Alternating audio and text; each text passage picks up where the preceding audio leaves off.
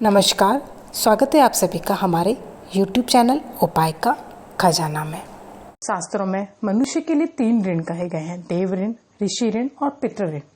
इनमें से पितृ ऋण को उतारने के लिए श्राद्ध करना बहुत ही आवश्यक है। भाद्रपद शुक्ल पूर्णिमा से प्रारंभ करके आश्विन कृष्ण अमावस तक 16 दिन पितरों का तर्पण और विशेष तिथि को श्राद्ध अवश्य करना चाहिए। साथ ही साथ श्राद्ध की कथा भी अवश्य सुननी चाहिए। आज मैं आपको सुनाती हूँ श्राद्ध की कथा। जोगे और भोगे 2 भाई थे। दोनों भाई अलग अलग रहते थे, लेकिन दोनों भाइयों में बहुत ही प्रेम था। जोगे धनी था और भोगे बहुत ही निर्धन था। जोगे की पत्नी को धन का बहुत ज्यादा अभिमान था, किंतु भोगे की पत्नी बहुत ही सरल हृदय की और सरल ही स्वभाव की थी। पितृपक्ष आने पर जोगे की पत्नी ने अपने पति से पितरों का श्राद्ध करने के लिए कहा, तो जोगे ने इसे व्यर्थ का कार्य समझकर टालने की इच्छा जताई, किंतु उसकी पत्नी समझती थी कि यदि ऐसा नहीं करेंगे तो लोग बातें बनाएंगे कि देखो इन्होंने अपने पितरों का श्राद्ध नहीं किया। फिर उसे अपने मायके वालों को भी तो दावत पर बुलाना था और अपनी शान दिखानी थी, तो इसलिए वह बोली, आप शायद मेरी परेशानी की वजह से ऐसा कह रहे हैं, किंतु मुझे इस कार्य में कोई परेशानी नहीं होगी। मैं भोगे की पत्नी को बुला लूंगी और दोनों मिलकर सारा काम कर लेगी। फिर उसने जोगे को अपने पेहर न्योता देने के लिए भेज दिया।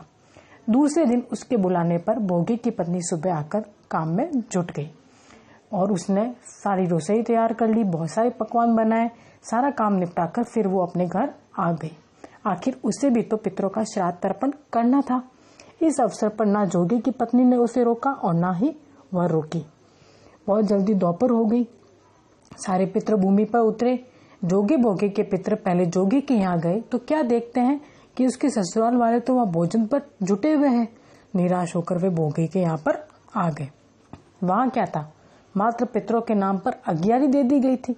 पितरों ने उसकी राख चाटी और भूखही नदी के तट पर जा पहुंचे।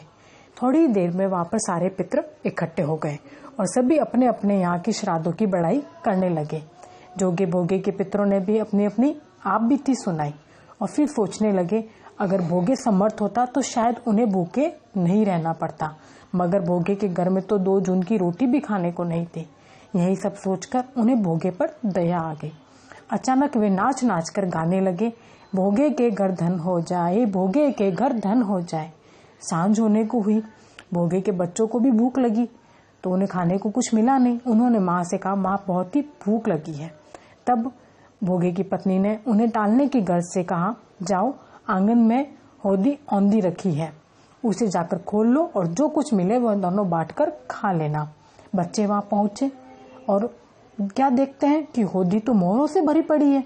वे दौड़ते हुए माँ के पास पहुंचे और माँ को सारी बात बताई।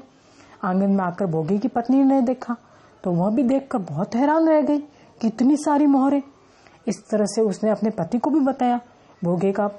भोगा भी बहुत ही प्रसन्न हुआ, मगर धन पाकर वह घमंडी नहीं हुआ। दूसरे साल पितृपक्ष आया। श्राद्ध के दिन भोगे की स्त्री ने 56 प्रकार के व्यंजन बनाए, ब्राह्मणों को बुलाकर श्राद्ध करवाया, भोजन कराया, दक्षिणा दी। जेठ जेठानी को सोने चांदी के बर्तनों में भोजन कराया। इससे पितर बहुत ही प्रसन्न हुए और तृप्त हुए। रात को जब जेठानी अपने पति से भोगे द्वारा किए गए श्राद्ध की बड़ाई करने लगी तो जोगे बोला, उसने मात्र श्राद्ध ही नहीं किया, तुम्हारे मुंह पर भी थूका है। यह सुनकर जोगे की पत्नी बहुत ही लज्जित हुई। उसे अपने किए पर बहुत ही पछतावा हुआ। तो श्राद्ध के दिन आप भी अपने पितरों का श्राद्ध अवश्य करें। अपनी सामर्थ्य अनुसार जो भी हो, आपको पितरों का तर्पण और पितरों का श्राद्ध अवश्य करना चाहिए। पितर आपको जरूर सुख और समृद्धि का आशीर्वाद देकर जाते हैं। तो आज की यह श्राद्ध की कथा यदि आपको पसंद आई हो तो इस वीडियो को लाइक जरूर करें और साथ ही साथ यदि आप मेरे चैनल पर पहली बार आए हैं तो चैनल को सब्सक्राइब करना बिल्कुल ना भूलें। चैनल का सब्सक्रिप्शन बिल्कुल फ्री है, इसका अलग से कोई चार्ज नहीं है।